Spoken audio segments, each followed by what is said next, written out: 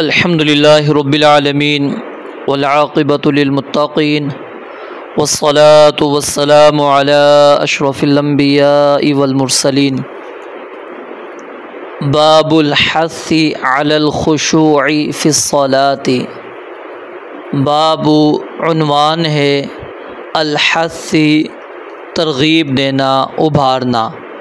حث کہتے ہیں تیز چلنے کو، تیز چلنے کو حث کہا جاتا ہے۔ باب الحث، حث اور حظ ضاد کے ساتھ، دونوں لفظوں کا معنی ایک ہی ہے، یعنی ترغیب دینا، ابھارنا۔ باب الحث عنوان ہے ترغیب دینا، ابھارنے کے متعلق علی الخشوع، خشوع خضوع پر، فی الصلاۃ نماز میں، نماز میں خشوع خضوع کے متعلق جو ترغیب دین اسلام نے دی ہے، اس حوالے سے امام ابن حجر رحمۃ اللہ علیہ نے یہ عنوان قائم کیا ہے۔ تو یہاں پر جو لفظ ہے الخشوع، خشوع کا معنی کیا ہوتا ہے؟ جھکنا، عاجزی کرنا، اپنی انکساری کو، عاجزی کو ظاہر کرنا۔ علامہ قرطبی رحمہ اللہ لکھتے ہیں خشوع دل میں ایسی ہیئت کا نام ہے جس سے اعضاء میں سکون اور تواضع ظاہر ہو۔ حسن بصری رحمہ اللہ فرماتے ہیں کہ ان کا خشوع دل میں ہوتا ہے، اس کی بنا پر ان کی آنکھیں جھک جاتی ہیں اور اعضاء ڈھیلے ہو جاتے ہیں۔ گویا کہ خشوع کا جو اصل مرکز ہے وہ کیا ہے؟ دل، اور پھر اس کا اثر اعضاء اور جوارح پر ہوتا ہے۔ جنید بغدادی فرماتے ہیں خشوع علام الغیوب کے سامنے دل کی انکساری اور عاجزی کا نام ہے۔ اور دل کا خشوع کیا ہے؟ کہ اللہ تعالیٰ کا خوف، اس کی عظمت، اس کے جلال کا رعب دل میں پیدا ہو جائے۔ اور اعضاء اور جوارح کا خشوع یہ ہے کہ سر جھک جائے، آنکھیں نیچی ہو جائیں، اعضاء ڈھیلے پڑ جائیں اور اعضاء کے اوپر لرزہ اور کپکپی طاری ہو جائے، انسان کی آواز دب جائے، جیسا کہ اللہ رب العالمین نے میدان محشر کا ذکر کرتے ہوئے فرمایا کہ وَخَشَعَتِ الْأَصْوَاتُ لِلرَّحْمَنِ فَلَا تَسْمَعُ إِلَّا هَمْسًا، کہ ساری آوازیں رحمان کے آگے دب جائیں گی، سرسراہٹ کے علاوہ تم کچھ بھی نہیں سنو گے۔ اور جب اللہ رب العالمین قیامت کے دن لوگوں کو سجدہ ریز ہونے کا حکم دیں گے تو وہاں پر بھی لفظ اللہ رب العالمین نے کیا استعمال کیا کہ خاشعۃ ابصارہم ترہقہم ذلہ، کہ ان کی آنکھیں کیا ہوں گی؟ جھکی ہوئی۔ خشوع معنی کیا ہے یہاں پر؟ جھکی ہوئی ہونا۔ اور اصل مرکز جیسا کہ میں نے آپ کو بتایا کہ دل ہے جو خشوع اور خضوع کا مرکز اور منبع ہے۔ اس کے متعلق نبی مکرم علیہ الصلوۃ والسلام نے فرمایا کہ جسم میں ایک ٹکڑا ایسا ہے جب وہ درست ہوگا تو پورا جسم درست ہو جائے گا، جب وہ خراب ہوگا تو پورا جسم خراب ہو جائے گا۔ یعنی کہ جب دل میں خشوع ہوگا تو باقی اعضاء پر بھی اس کا اثر ظاہر ہوگا۔ اور نبی مکرم علیہ الصلوۃ والسلام رکوع کے اندر ایک دعا پڑھا کرتے تھے اللہم لک رکعت وبک آمنت ولک اسلمت انت ربی خشع لک سمعی وبصری ومخی وعظمی وعصبی۔ تو یہاں پر کیا ہے؟ خشع لک، کہ جھک گئیں، ٹھیک ہے، تیرے لیے میرے کان، میری آنکھیں اور میری ہڈیاں، میرا دماغ اور میرے پٹھے سب اے اللہ تیرے آگے کیا ہے؟ مطیع ہو جاتے ہیں، فرمان بردار ہو جاتے ہیں۔ اور ایک دفعہ سعید بن مسیب رحمہ اللہ نے دیکھا کہ نماز میں نمازی اپنی داڑھی پر ہاتھ پھیر رہا تھا، تو انہوں نے کہا اگر اس کے دل میں خشوع ہوتا تو اس کے اعضاء میں بھی خشوع ہوتا، یعنی وہ داڑھی سے نہیں کھیلتا۔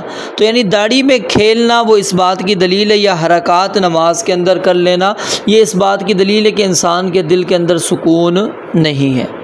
اور کچھ لوگ اس کا خاشعون، جیسا کہ قرآن میں آتا ہے نا قد افلح المؤمنون الذین هم فی صلاتہم خاشعون، اس کا ترجمہ کچھ لوگ کرتے ہیں خائفون ساکنون، خائفون ساکنون کے وہ ڈرنے والے ہوتے ہیں اور سکون کی حالت میں ہوتے ہیں. یعنی اگر دل میں خشوع نہیں ہے صرف سر جھکا ہوا ہے، تو اس عمل کو سیدنا حذیفہ رضی اللہ تعالیٰ عنہ نے منافقانہ خشوع سے تعبیر کیا ہے۔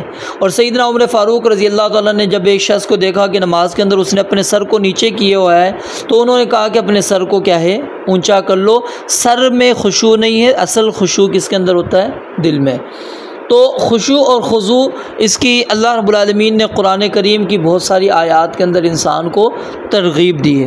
اب ایک عمل جو کیا جاتا ہے رفع الیدین، یہ آگے بحث آئے گی، وہاں پر زیادہ انشاءاللہ کریں گے، لیکن یہاں پر بعض سمجھتے چلے جائیں، بعض لوگ رفع الیدین یہ خشوع کے منافی سمجھتے ہیں کہ یہ کیا ہے، خشوع کے منافی ہے کہ جب انسان رکوع میں جاتا ہے، رکوع سے اٹھتا ہے، پھر اسی طرح تشہد کے بعد تیسری رکعت کے لیے اٹھتا ہے، اس وقت جو رفع الیدین وغیرہ کرتا ہے یہ خشوع کے منافی، حالانکہ یہ بات درست نہیں ہے۔ نماز میں جو خشوع اور خضوع ہم نے اختیار کرنا ہے، کیا یہ فرض ہے، واجب ہے، یا پھر یہ نماز کے فضائل میں سے ہے؟ یعنی یہ آپ کریں گے تو اس سے نماز آپ کی بہتر ہو جائے گی، صرف یہ ہے مقصود، یا یہ فرض ہے، واجب ہے؟ کیا اس کا حکم ہے؟ تو علماء نے، کچھ علماء اس کو فرض اور واجب کے حکم کے اندر لے کر جاتے ہیں، اور کچھ علماء کہتے ہیں یہ سنت مؤکدہ ہے۔ یہ کیا ہے؟ سنت مؤکدہ ہے، یعنی ایسی سنت ہے جس کے متعلق رسول اللہ صلی اللہ علیہ وسلم نے بہت زیادہ تاکید کی ہے، اور جب نماز کے اندر کوئی ایسا عمل آپ علیہ الصلاۃ والسلام نے دیکھا کہ جب وہ خشوع اور خضوع کے منافی تھا، آپ نے نماز کو لوٹانے کا بھی حکم دیا۔ تو جیسا کہ میں نے آپ کو بتلایا کہ خشوع اصل کس کیفیت کا نام ہے؟ دل کے اندر، لیکن جسمانی خشوع سے متعلق نماز کے اندر کیا ہے کہ آپ نے نماز میں سر اوپر اٹھا کر نہیں دیکھنا، التفات نہیں کرنا، بیکار فضول حرکات سے اجتناب کرنا ہے، ٹھیک ہے؟ تو یہ کام آپ نے نہیں کرنے، اگر کرتے ہیں تو یہ نماز کے منافی ہے۔ اور اسی طرح نماز اگر کوئی شخص پڑھتا ہے اور اس کی نماز کے اندر خشوع اور خضوع نہیں ہے، تو گویا کہ اس بندے کی نماز تو ہو جائے گی، لیکن جو اجر و ثواب اس بندے کو ملنے والا ہے اس کی کیفیت کیا ہے؟ آپ علیہ الصلوۃ والسلام نے فرمایا کہ جب آدمی نماز سے فارغ ہوتا ہے، اس کے لیے نماز میں سے یا تو 10واں حصہ یا 9واں حصہ یا 8واں حصہ، 7واں، 6واں، 5واں، 4تھا، تیسرا، اور اس کا نصف حصہ آپ علیہ الصلوۃ والسلام نے فرمایا لکھ دیا جاتا ہے۔ یعنی جتنی توجہ کم ہوگی، جتنا اس کے اندر خشوع خضوع کم ہو جائے گا، اس کی نماز کا اجر و ثواب کیا ہے؟ کم ہوتا چلا جائے گا۔ اور یہ خشوع خضوع نمازی کے اندر اللہ رب العالمین نے نمازی سے کیا ہے، اس کو نمازی سے اللہ رب العالمین نے طلب کیا ہے کہ نماز جب وہ انسان ادا کرے تو نماز اس حالت میں ادا کرے کہ وہ خشوع اور خضوع اس کے اندر موجود ہو۔ اور سب سے پہلی چیز جو اس امت سے اٹھا لی جائے گی وہ کون سی چیز ہے؟ ابو درداء رضی اللہ تعالیٰ بیان کرتے ہیں کہ نبی علیہ الصلوۃ والسلام نے فرمایا سب سے پہلے خشوع کو اٹھا لیا جائے گا، اور یہاں تک کہ کوئی خشوع کرنے والا نہیں ملے گا۔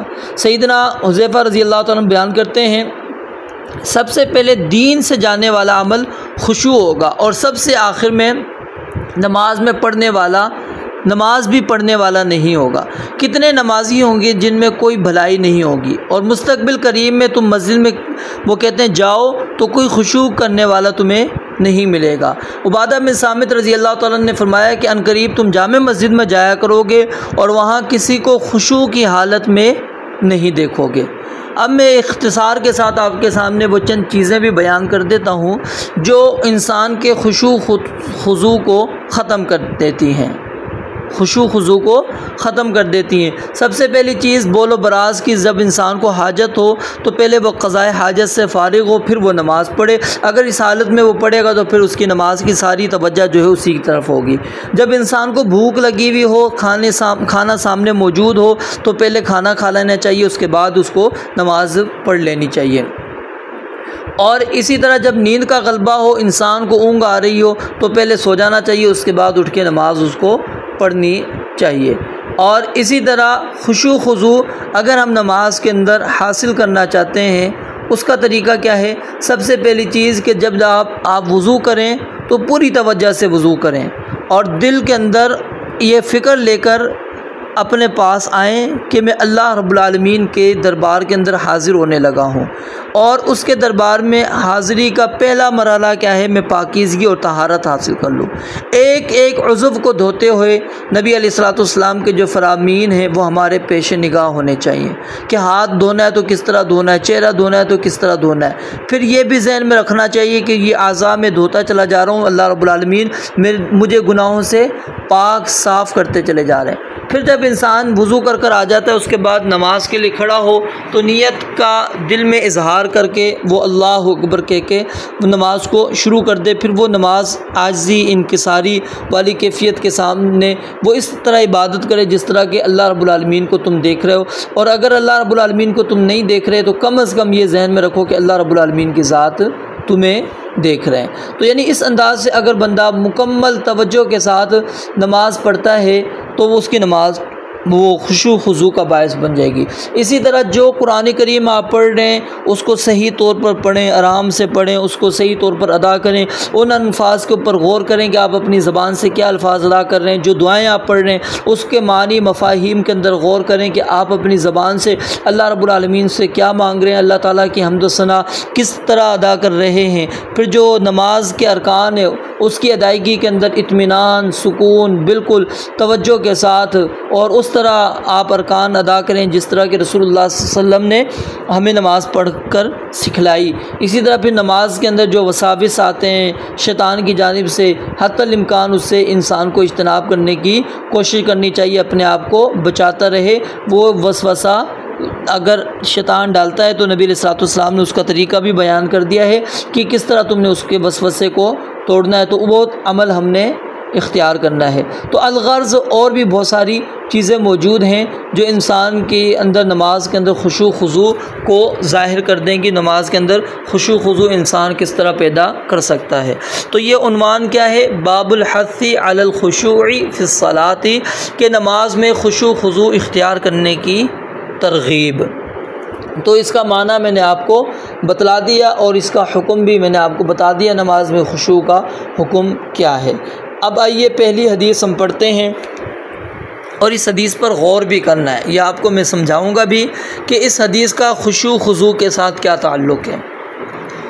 عن ابی ہریرہ رضی اللہ تعالی عنہ قال نہى رسول اللہ صلی اللہ علیہ وآلہ وسلم ان يصلي الرجل مختصرا متفق علیہ واللفظ لمسلم ومعناه ان يجعل يده على خاصرته وفي البخاري عن عائشة رضی اللہ تعالی عنها ان ذلك فعل اليهود۔ سیدنا ابو ہریرہ رضی اللہ تعالی عنہ سے روایت ہے، بیان فرماتے ہیں نہا منع کیا، نہا منع کیا ہے رسول اللہ صلی اللہ علیہ وآلہ وسلم نے۔ کس بات سے منع کیا؟ ان یصلی الرجل، کہ آدمی نماز ادا کرے، آدمی نماز پڑھے۔ اب یہاں پر الرجل کی جو قید لگائی گئی ہے یہ مراد نہیں ہے کہ عورت اس طرح نماز پڑھ سکتی ہے، یہ اغلبیت کی بنیاد پر یہ قید لگا دی گئی ہے، اور الرجل کا اطلاق بالغ مرد پر ہوتا ہے جس طرح امرأۃ کا اطلاق بالغہ عورت پر ہوتا تھا۔ تو شریعت اسلامیہ نے اکثر خطابات کس کو دیے ہیں؟ مرد کو، کیونکہ ان کی مسئولیت عورتوں سے زیادہ ہے، اور اس حکم کے اندر مرد اور عورت سارے کے سارے کیا ہیں؟ برابر ہیں۔ ان یصلی الرجل، کہ آدمی نماز پڑھے مختصراً، کوکھ پر ہاتھ رکھ کر۔ متفق علیہ، یہ حدیث بخاری اور مسلم کی ہے۔ واللفظ لمسلم، اور صحیح مسلم کی روایت کے جو الفاظ ہیں وہ یعنی یہ الفاظ کس کے ہیں؟ صحیح مسلم کے ہیں۔ ومعناہ، اور حافظ ابن حجر رحمۃ اللہ علیہ اب مختصراً کی تعریف کر رہے ہیں، اس کی وضاحت کر رہے ہیں، اس کا معنی اور مفہوم بیان کر رہے ہیں۔ کہا کہ ومعناہ، اور اختصار کا مطلب کیا ہے؟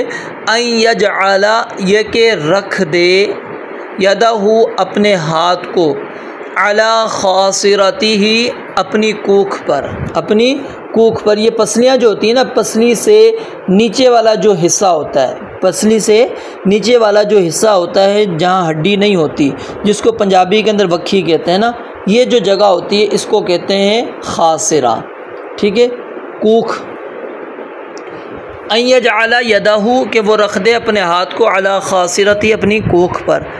وفی البخاری اور صحیح بخاری کے اندر سیدہ عائشہ رضی اللہ تعالیٰ عنہ کی یہ جو روایت امام بخاری رحمۃ اللہ علیہ نے نقل کی ہے یہ معلقاً روایت ہے۔ اس کے اندر کیا ہے، انہوں نے اس کی مزید توجیہ بیان کر دی کہ یہ ہاتھ کیوں نہیں رکھنا، ان ذالک فعل الیہود، کیونکہ یہ یہود کا فعل ہے، وہ اپنی عبادت میں ایسے کیا کرتے تھے، جب وہ نماز پڑھا کرتے تھے تو وہ اپنے ہاتھ کو کوکھ پر رکھ لیا کرتے تھے، تو نبی علیہ الصلاۃ والسلام نے اس سے منع فرما دیا۔ تو اس حدیث مبارکہ کے اندر آپ علیہ الصلاۃ والسلام نے نماز میں کوکھ پر ہاتھ رکھنے سے منع فرمایا ہے، اور اس کو فقہاء کی اصطلاح میں کیا کہتے ہیں، تخصر، خاصرہ، ٹھیک ہے۔ اور اس ممانعت کی علت صحیح بخاری کی روایت کے اندر آ گئی کہ یہ یہودیوں کا فعل ہے۔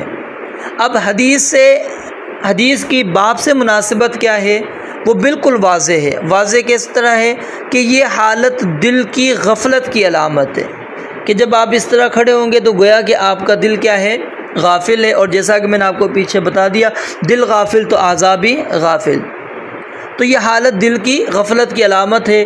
اور یہود اللہ تعالیٰ کی عبادت کس طرح کرتے تھے، بے حد غفلت کے ساتھ، اور غفلت یہ کس کے منافی ہے، خشوع خضوع کے۔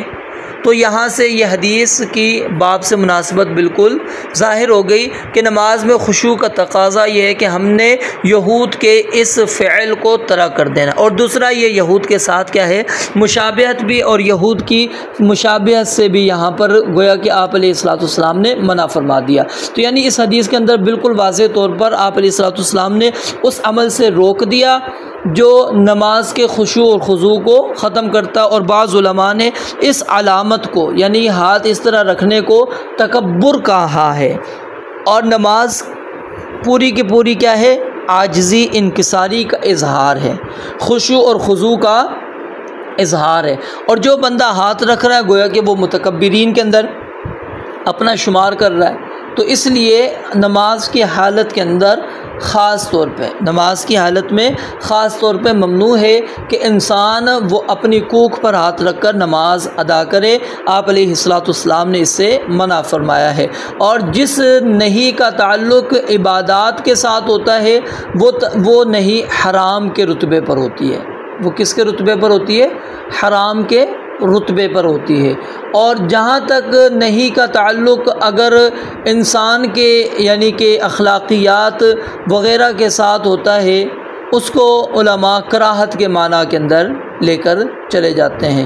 اور نہی کی تعریف آپ نے پہلے بھی سن لی تھی کہ کسی کام سے کسی کو غلبے کی بنیاد پر روکنا، یعنی آپ اس کے اوپر زور چلتا ہو، اس بنیاد کے اوپر آپ اس کو کیا ہے، روک رہے ہیں۔ رب العالمین سے دعا ہے اللہ تعالیٰ سمجھنے عمل کرنے کی توفیق عطا فرمائے۔ وآخر دعوانا الحمدللہ رب العالمین۔